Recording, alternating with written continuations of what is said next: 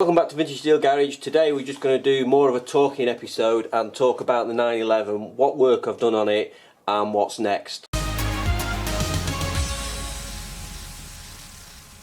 Bought this car back in August last year. It's now July, so I've nearly had it a year, but basically it's just sat, not done a lot, and then I had an absolute blister of work, about 8 weeks on it to get it ready for Le Mans. Probably left it too late really. I had to do quite a lot of stuff, quite a lot of late nights, or should I say very early mornings, getting it ready. But we've managed to get it there. It's ran perfectly. There's a couple of things I want to work on, but that's me trying to get it to the level I want to get it to. I would actually say, surprisingly, you might be shocked by this, probably still doesn't drive as well as the Boxer, but I've had the Boxer 5 years, done a lot of work on the Boxer, and that now really just inspires confidence. You can throw it around like nobody's business, whereas this is just a couple of things I need to work on, which I'll come on to in a minute. But so we got all the work done. I'm going to run through a list of the work that we've done, not in great deal. I'll see if I can put it on the screen and show you, but basically total cost to date, excluding buying the car, I've spent £1,700 on it. Now, we did, a friend of mine, we had a bit of a laugh working out how much this would have been with dealer prices, because obviously I got the parts cheap. Some of the parts were second hand, like the radiator hose, because it's just an aluminium hose. There's no use paying £450 for a new one when you can pay £70 for a second hand one. There's just no difference, performance difference. But of course Porsche dealership, when I done that, you saw the work I did on the struts. They said strut tops both sides, blah blah blah blah blah. I think we worked out it probably would have been a garage fee of somewhere between £8,000 or £9,000, and you just would not have done that on the value of this car. So the things I've gone through, just going through the big stuff. The first problem I had was rear shocks. That was £530. The rear suspension that was seized on one corner, that ended up costing me £270 to sort out. Oils and filters £36. Gearbox oils £28, CV boot £40, track rod ends £60. We had the badge that we treated ourselves to, that was £40. Some of the suspension bushes £60. Headlight tool, that was quite expensive, that was broken, that was £37. EBC pads all round £250. That's improved the brakes, still work to do on the brakes, I'll come on to that in a minute. And the rad hose, which you mentioned, £70. The prop coupling was £80. Tracking four-wheel alignment £80. There's miscellaneous screws, clips, bits and pieces, but all in £1,700. So I think that's pretty good value, because I've now got the steering working good, and I've eliminated this coolant leak that it had been plagued with since about 2015 in the service history. The jobs I want to move on to, well, still don't think the brakes are 100%. They pull up, but the feel of the pedal isn't there.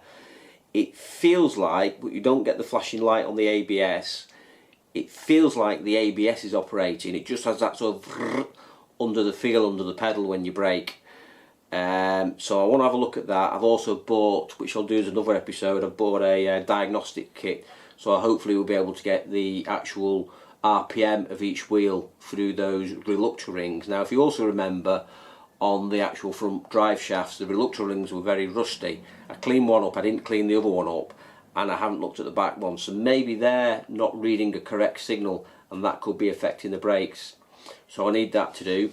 The other thing is, I don't think the four-wheel drive is working properly, and I have looked at that, and other people have mentioned that there are issues with the viscous coupling front to back. It's only mechanical viscous coupling, and it just every now and again it feels like it just catches up or hiccups a little bit.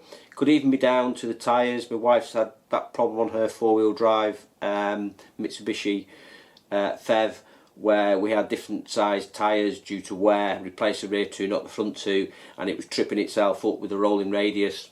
I have got older tyres on the back compared to the front, so I'm going to go through all that, so that's some work to do. Other people I have, sounds controversial, have converted them to two-wheel drive by taking the prop, the front diff off and the axles, and putting stub axles in the front. I may do that, that might be an option. So there's that to do. There's this, it's not a misfire, but it's like a bit of a flutter on tick over. Again, doesn't affect it top end, not affect the performance of the engine at all. It's performed faultlessly. and there's that to do, and there's one more thing which I can't quite remember. Oh yeah, it's just come back to me. Inner track rod ends. I replaced the outer track rod ends, but not the inner track rod ends, and I thought I should have done that before I had it tracked, and there's just a little bit of vibration, and it was exactly the same on the Boxer, same sort of feedback, didn't inspire confidence, and just had this little sort of like bit of a buzzing, even made my thumbs go a bit numb just at high speed. I'm doing a lot of miles, by the way. I'm doing like 200, 300 miles a day, and I think I'll be replacing the inner ends, track rod ends. Not a big one, so not a lot to do. More episode, more content for us. And I'm actually planning, we're going to go on another road trip in September, and we're probably going to go through France, through Belgium, through into Germany, maybe into Switzerland and back round. I'll probably do maybe 2,500 miles in September, which isn't far away. So I've got some more work to do on this. However, the other part of this video is to introduce the next project. And I'd like to say it's a new project, but it's not, because most of the things you've seen are cars that are new to me, new problems to work my way through, and I get them running well. This is the complete reverse of that. This is a car I've had, or a vehicle I've had, since 2009, and to be honest, I'm just not using it. It's sat in my mum's garage, if I'm honest, and it's absolutely immaculate. I do not want to sell it, but I'm going to have to sell it. And it's a Type 2 1969 Westfalia campervan. I imported it from California, completely rust free. It's immaculate. Rebuilt the engine, rebuilt the suspension, converted the drums at the front to discs, did a little bit of interior work, not too much, you know, heat damage stuff, that sort of thing. Put some nice chrome rims on it, changed the front suspension to coilovers, lowered it a little bit so it's got that sort of nice stance where the back wheels are just on a bit of an angle, bit of camber on it. Nice stainless steel polished exhaust on it. Sounds beautiful for a camper engine, Beetle engine, VW engine. But I'm going to have to sell it. I just haven't got the room. So this is the introduction to that series. It's currently at my mum's, so there's a couple of jobs I had on it that when I parked it up there, I did it at a friend's wedding probably about 4 years ago. Still got all the streamers and the balloons and everything in it. It's parked in the garage, hasn't moved since. Audi been out in the rain, it's been garaged all the time, it's been over in the UK. We went on holiday, a few holidays when the kids were little, to France, but we've just all grown out of it, so it's up for sale.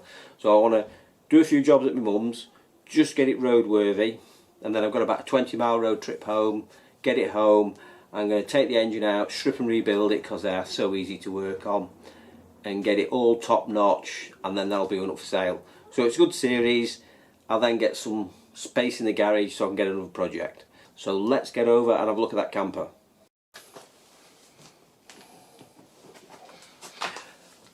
So just before I get into the next project, just want to say about Le Mans. Le Mans, I didn't film as much as I should have done.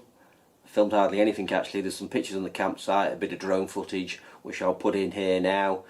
But it was a fantastic trip. If you've never been, you need to go and have a look. Beautiful country, beautiful roads, lovely people, lovely weather, lovely everything. Make some good memories with some good friends. So I'm going to insert those pictures here now, and then we'll get on to the next project. Step 1, wake up early, gonna rise with the sun. Step 2, get some good, some food in you. Step 3, think real hard about what you want to be. Step 4, everybody just do your thing. Wake up, today's gonna be a good day. Wake up, today's gonna be a good day. Wake up, today's gonna be a good day. Wake up, today's gonna be a good day. Wake up, today's gonna be a good day. Wake up, today's gonna be a good day. Wake up, today's gonna be a good day. Wake up, today's gonna be a good day. Yo, set your affirmations, aspirations. I got shit to do, the aftermath of preparation. Good food. So here we are on the next project. This is my camper, which is a 1968 Westfalia. You can just see it there, lovely cream colour. It's left-hand drive. I imported it from USA maybe 16 years ago, 16, 17 years ago. Probably been off the road about 8 years, albeit sat in this nice dry garage. I just really haven't been using it, so I've actually, having now got the 911, taken the decision that I'm going to have to sell it. So let's have a quick walk around it and tell you what I need to do. So unlike other projects where I've just bought them and they've got work to do, this project is going to be something that I've had a long time, need to do work on it. I've just recently jacked it up and took the wheels off to check something. I'll explain that in a minute. But it's going to be, different really. That normally my projects are I buy something that's unknown, fix all the problems, and then say I'm keeping it. This is something I've had a long time. Can't remember what was actually wrong with it. There's something wrong with the steering or the suspension at the front last time I used it, and it was last used for someone's wedding, so it's still got all the bows on the front and everything. And then unfortunately I'm going to be selling it, but it is in immaculate condition. It's got a 1600 twin port engine which I stripped and rebuilt. It's got red 9 design suspension on the front, which is basically, instead of the torsion tubes, coilover suspension.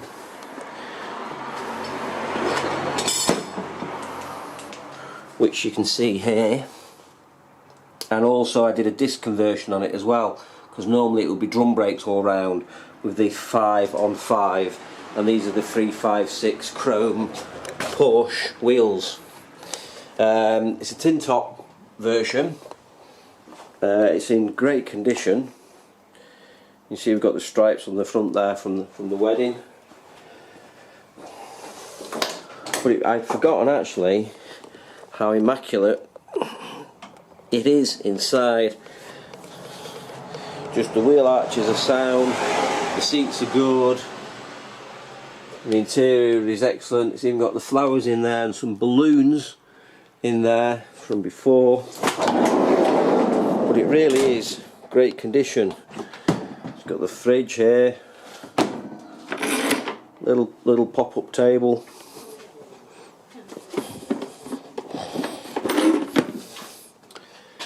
Seats in the back. Someone over there having a look at it already.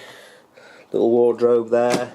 Really is in immaculate condition, and I'll be sorry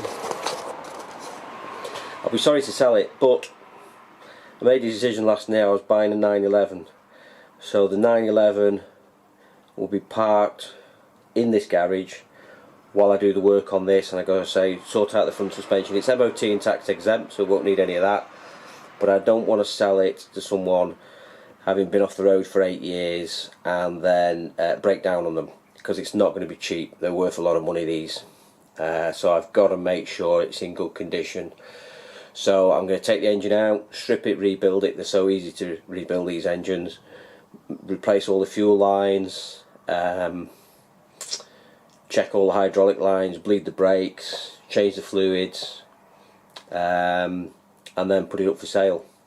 So this is the next project. So 911 is not going, but this will be the next project. So what I'm going to do, like I say, this is not your normal front setup on a campervan. Normally inside here and here are torsion tubes which run across the car. You can see there's one there, the bottom one.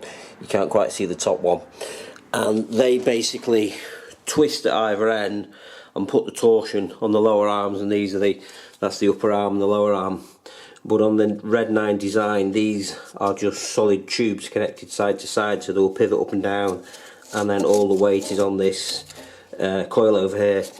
But I've got a feeling I left some seals off here, which allows the axle to sort of slide side to side, and it was a bit disconcerting when cornering that this was sliding. So what I'm going to do, I'm going to take some of the weight off here by taking the caliper off, taking the disc off, so it's just the hub, and then disconnect these, which is just like a little grub screw in here, pull them off and have a look and see if the seals are in. So let me get some of this off. So there we go, we've got the caliper off, just 2 bolts. Now you can tell how well this has been dry stored.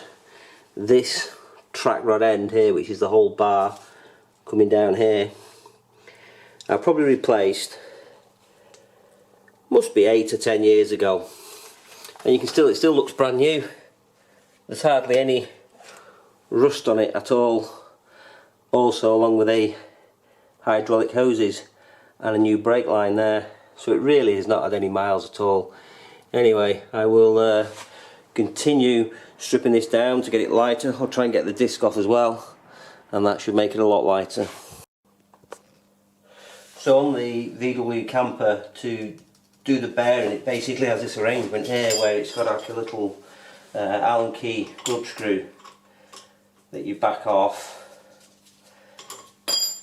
Then you can take the actual hub nut off. Now these are taper bearings, so you just preload them up, whereas a lot of cars nowadays aren't taper bearing, so you can actually take a bit of play up in them if you do actually have play. So we take this off. Be mindful not to drop this in the dirt on the floor. The whole assembly comes off in one, so that's now just made this a lot lighter to work with.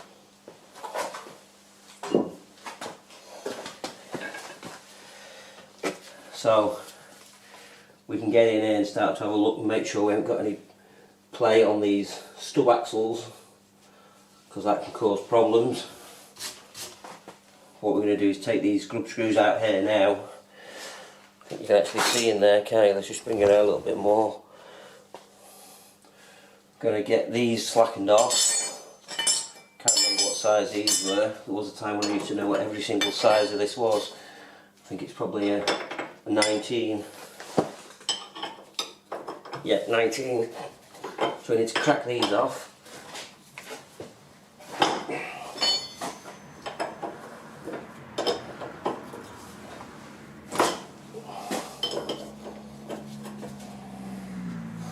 We'll just get an Allen key in there and back these off as well.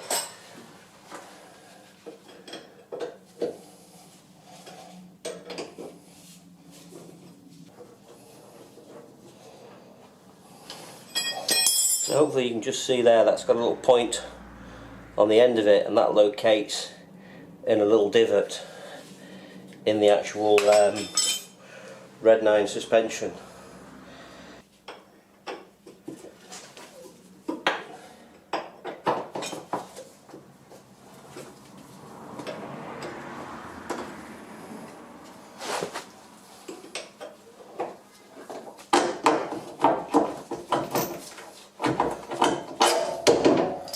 There we go.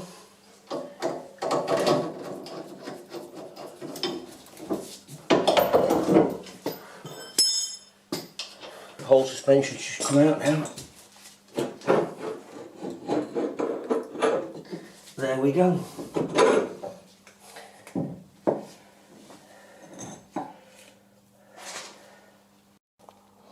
So these are the seals here. This one looks a little deformed there compared to that one. So I'm going to check it's the right parts for the car, for the camper I should say. It's not a car at all, and you can see on here how this works. Basically through the arm here there's a hole for a grub screw on this side, and this is the grub screw with the taper. This bit pivots round, which I'm going to make sure these are tight and there's no play in these.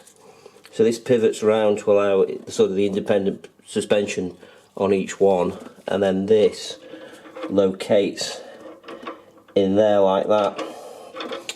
So it sort of traps it in, and it has to be in that groove. So you can see where there's a little bit of a witness mark there where it's been pulling in. So they have been located in there. Okay, so I'm pretty happy where I've got to with this opening episode for the Campervan. Like I say, it's going to lead to the sale of it because I really haven't got the room for it. So we're going to work on the front suspension, do a bit of work on the engine, on the fuel lines, put a new battery on it, and then hopefully it's ready to drive home. But currently it's stored about 20 miles from home, so I just need to make sure it's fit to go, take it home, and then I'm going to get the engine out, strip, rebuild it, just check everything over, make sure it's absolutely top notch before putting it up for sale. So thanks for watching, and episode 2 on the Campervan coming soon. Thank you, bye.